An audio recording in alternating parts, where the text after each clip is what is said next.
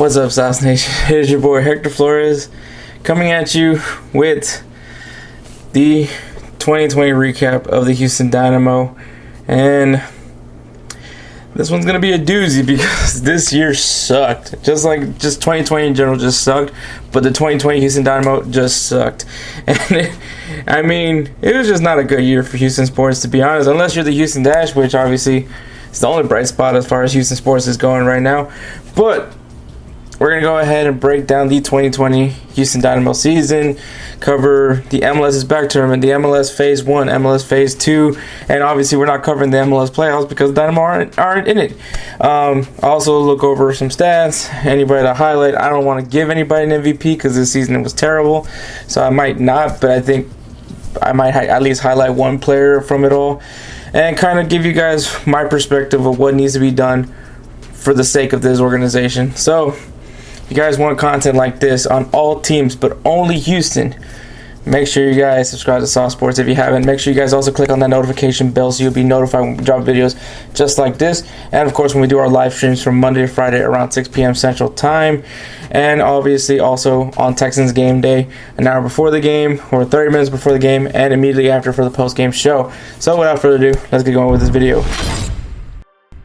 Alright, man, so the 2020 MLS season initially started with 2 games, which the Dynamo ended up drawing with the first game to the LA Galaxy and then getting blown out by Sporting KC. But then obviously the season had to be stopped because of the COVID-19 outbreak. And so we had a period where there was just no soccer going on until the MLS back tournament, which the Dynamo went and competed, and I don't even know if you want to use the word compete, but they were in the tournament. I guess that's the phrase to use. They were in the tournament.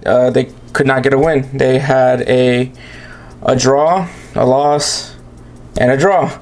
So they failed to win a game and were eliminated in the group stages.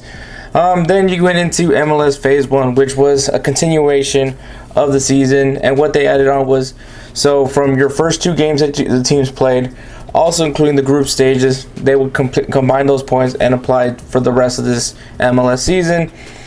And it wasn't already looking good for the Dynamo because obviously they hadn't won a game and the only positive results they've gotten were draws. But they went into MLS Phase 1 with a record of 3 wins, 2 draws, and 1 loss. So you were kind of looking pretty optimistic as to how the Dynamo were looking. Now, I didn't try to get too excited. I was pleasantly surprised. But then things were you had to put some perspective on it. One, it wasn't necessarily how there was a lot of games in between a week. There would be a game, then a week after there's another game. So there was a lot of time to rest and prepare. So you weren't really testing the depth of the Houston Dynamo. Then obviously this was also before the Dynamo ended up selling Albert Velez for basically nothing. And the reason why I say that, the reason why I say that they didn't get anything out of it, yes, they got some money off of it, but they also owe a percentage of that to Monterrey, who they bought Albert Velez from. And, this guy was said to be release worth at least $8 million, and only were able to get $1 million. A few million, I guess you can say. But even then, not really, because they didn't get much out of it.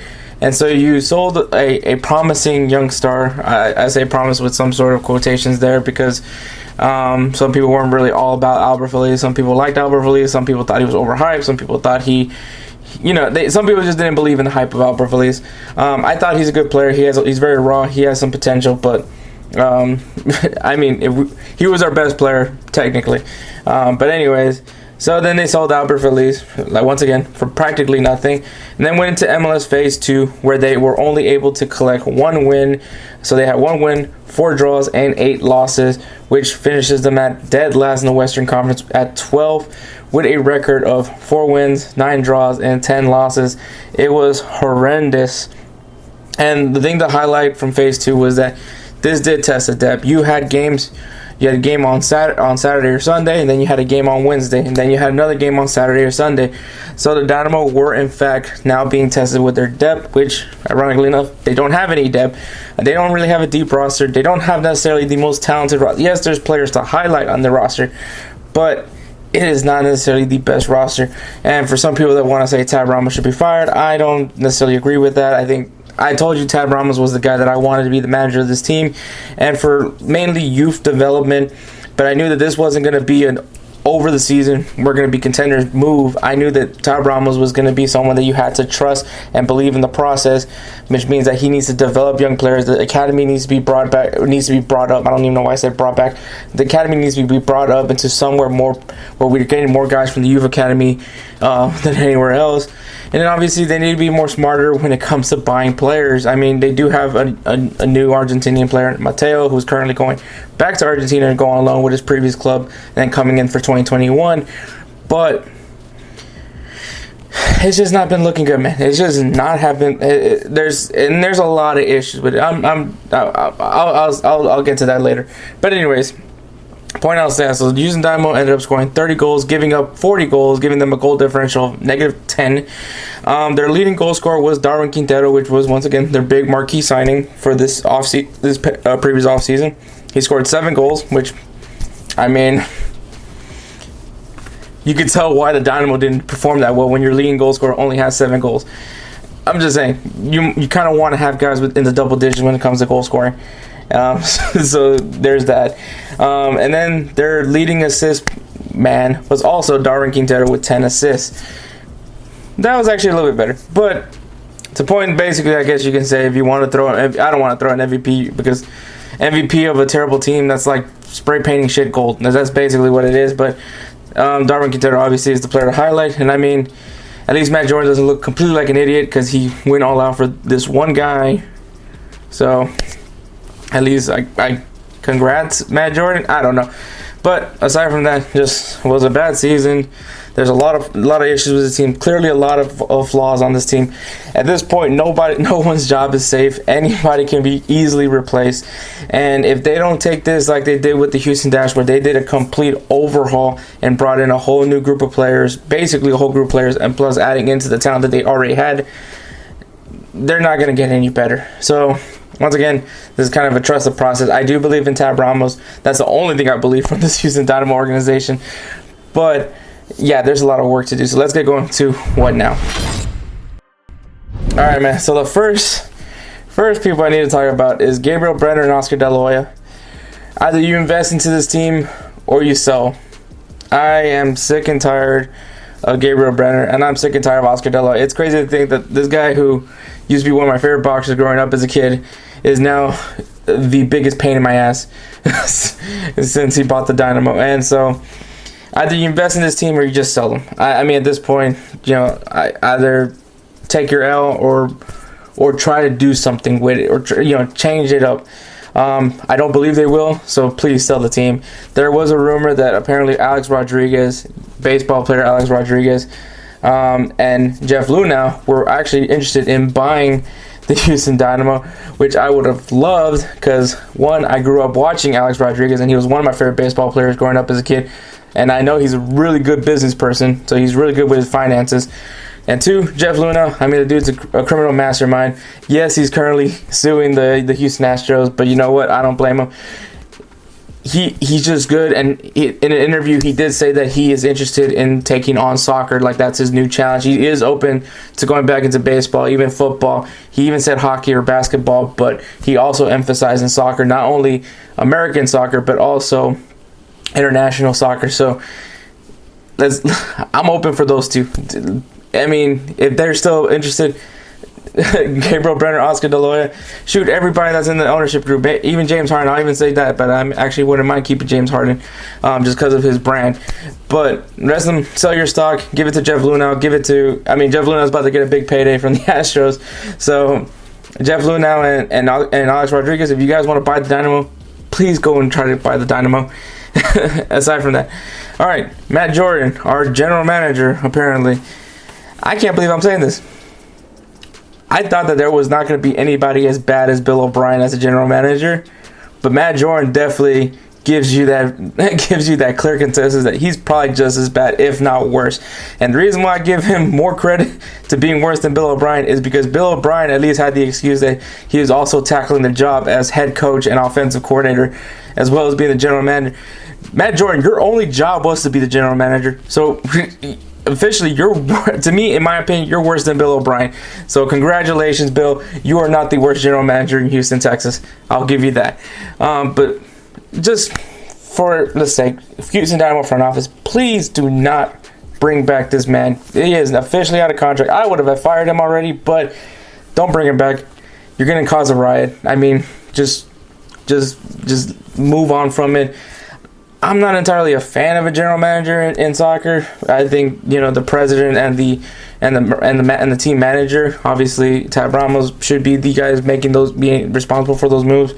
But if you bring somebody in, bring in someone that's actually smart and has some experience. Shoot, I would tell you right now, if Bruce Arena wasn't managing New England Revolution, I'd probably be begging to bring in Bruce Arena because the guy's got an eye for talent. All right. So what can the Dynamo do from here on out? Spend money. I mean, honestly, that's all they can do now. Spend money. Invest in the academy. I mean, they're kind of making strides for that. You've seen Tab Ramos kind of putting more of an emphasis with the youth academy. We've seen more youth academy signings recently. So I mean, obviously, invest more into make this academy a lot more higher end and invest in young players, man. Start bringing in some young players. Start them young. Get some development in. Keep some of the good ones. Maybe sell some for higher profit. Just do what you need to do. Get some good get some good European-based players. Like, if you're going to go and buy an older player from Europe, get a good one. Like, Kiki Struna, I was high on him when they brought him in, but he's kind of been a letdown. Same thing with Minor Figueroa. Even though he came from FC Dallas, he was well known for his time at Wigan Athletic. But let's face it, these two guys are just not it, man. So, and at this point, my mentality is like everybody's replaceable.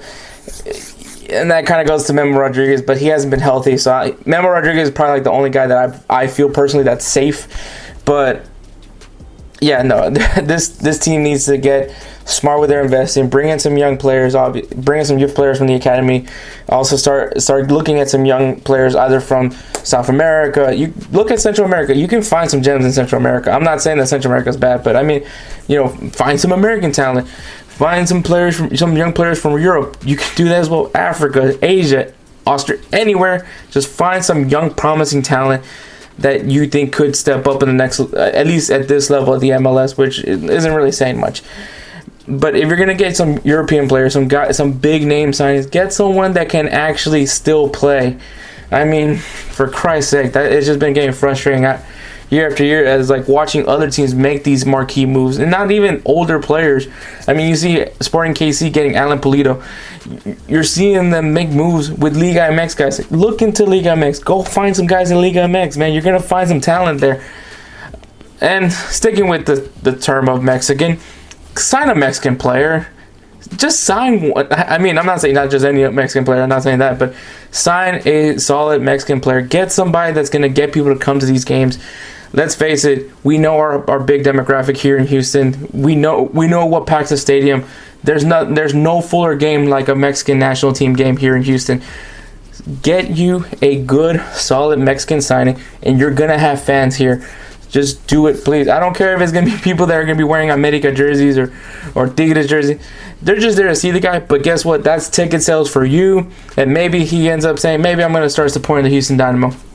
Just putting that out there. But yeah, get a Mexican player. They need to start investing in this team. They need to invest in this team. That is the priority. That is the only priority. I don't want to. Unfortunately, on November 17th, they're gonna unveil the logo that everybody already knows. I don't know why they're making such a big hype to unveil a logo when everybody knows how the logo looks. And we're getting some mixed reviews. I know there's some people that like it, but majority of the Dynamo fans hate the logo. It sucks.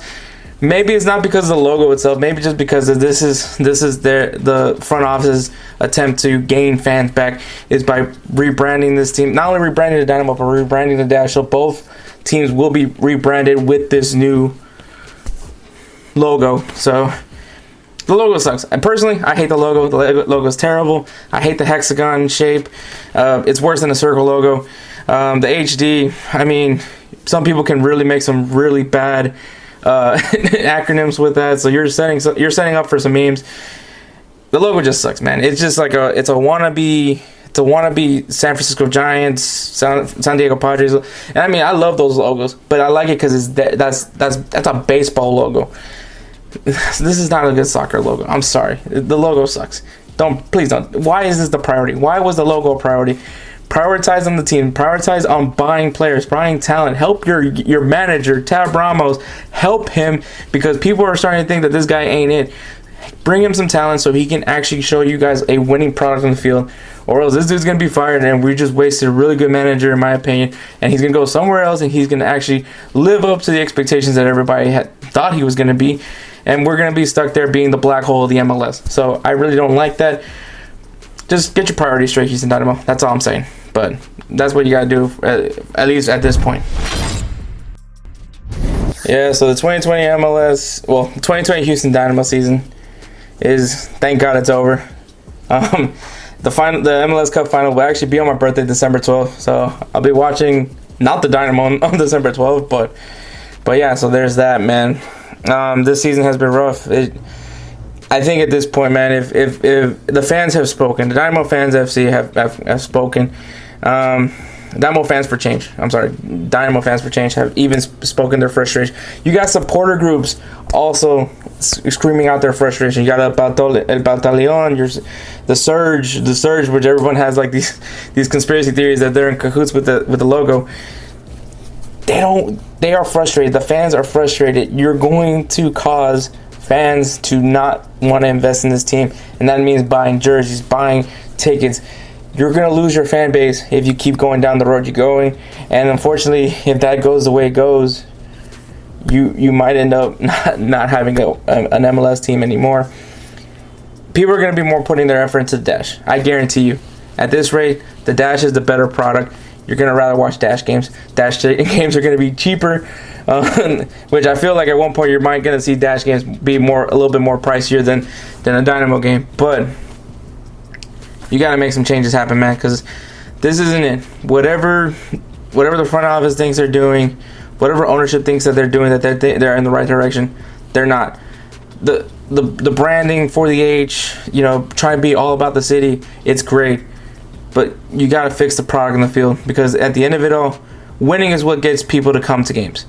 It's not gimmicks or anything like that. At the end of it all, winning is what's going to help. And at this rate, with the talent that I don't even want to call it talent, but what you have on your roster right now, it's not going to get fans to come to games. You need to change. There needs to be a big change. A big change, because this is not it. A lot needs to be done before the Dynamo can even see any hope of aspirations for not only championships, but also getting fans back in the stadium, because this year is just another bad year. But this is kind of just what broke the camel's back. At this point, the fans have had it, and the fact that the Dynamo came out with this new logo, it's kind of, that's it. I told you, fans are not going to be happy with this. Well, maybe I didn't say it here. I said it on my podcast, but the fans are done. And if you keep going the way you're going, you're going to lose more fans. So that's all I really got, man. So go into the comments, tell me what you guys think. I know this video is pretty lengthy, so if you guys stuck through it, man, you're freaking amazing. But yeah, there's that. So if you guys want a little bit more of a discussion with guys from the Roundtable, Ed Honcho, or other members of Sauce Nation, make sure you guys join the Discord. You have two options. You sign up through the Patreon, sign up for that $5 tier. That'll put you in the Discord, or you sign up as a member of the YouTube channel, and just become a member, sign up for that Super Saucy tier, and it'll put you in Discord as well, where you can chat with us. We also do, I guess, live stream. Well, Honcho has like a live stream of the game, and if not, then you can just watch it from your TV. But you can be there in a voice chat where you talk with us. We'll probably have some jokes, probably laugh around. It gets, some conversations do get heated, but at the end of it all, man, we're all fans of Houston sports, and that's what really matters at the end of it all. So there's that, man. Make sure you guys follow on our social media platforms on Instagram and Twitter at SauceSportsHTX, and of course our Facebook group. So make sure you guys go in there so you will be informed when we drop videos, as well as anything that comes up. Maybe we want your guys' opinion on certain things. Make sure you guys go ahead and check that out. we got a Twitch channel, man. If you guys want to see me play some FIFA or play some MLB The Show, you want to see Wink play some Madden, we'll probably have some other members of the Roundtable play some stuff on Twitch. But if you want to see that action, make sure you guys go ahead and follow us on Twitch so you can see when we do our live streams there as well. So, with all that being said, man, chucking up a deuce. Y'all stay saucy. I'm out.